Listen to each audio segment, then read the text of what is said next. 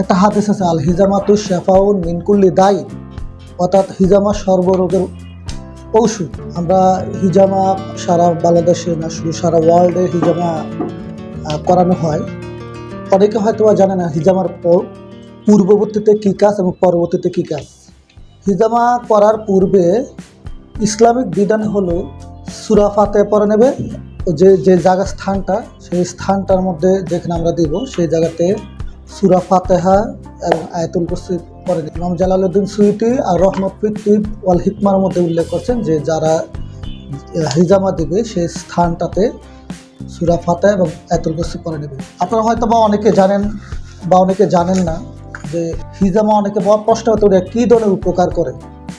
আসলে আমি বলবো কী ধরনের উপকার করে না, কারণ রাসূল সাল্লাল্লাহু আলাইহি ওয়াসাল্লামের কিছু মেসেজ আছে আমাদের এই উম্মতের প্রতি। যেমন একটা হাদিস আছে, আল হিজামাতু শাফাউন মিন কুল্লি দাই, অর্থাৎ হিজামা সর্বরোগের ঔষধ। চন্দ্রমাসের 17, 19, 21 এই তিনটা টাইমকে সুন্নাত দিবস হিসেবে আমরা হিজামা দেই। তার মানে কি অন্য দিন দেওয়ার জন্য? হ্যাঁ, অবশ্যই দেবো, তবে বুধবার দিন হিজামা না দেওয়াই উত্তম। কেন দেওয়া উত্তম? না দেওয়া উত্তম কারণ সেই দিনটা হযরত আইয়ুব নবী তার কুষ্ঠরোগ থেকে নিরাপত্তা পেয়েছিলেন, নিষ্কৃতি পেয়েছিলেন। তো সেই হিসেবে আমরা, এবং সেটা সেই দিন দিলে কুষ্ঠরোগ হওয়ার সম্ভাবনা থাকে।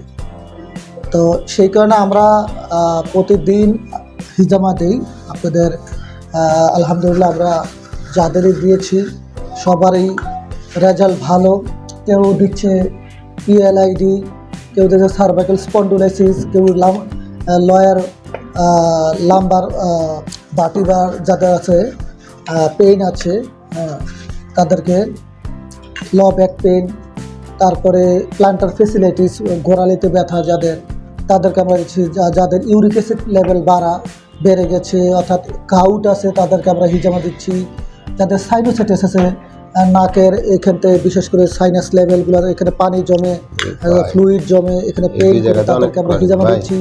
যাদের মাথার এক পাশ ব্যথা করে অর্থাৎ যাদের মাইগ্রেন তাদেরকে, অর্থাৎ পেইন, অল টাইপ পেইনে কিন্তু হিজামা অনেক উপকারী।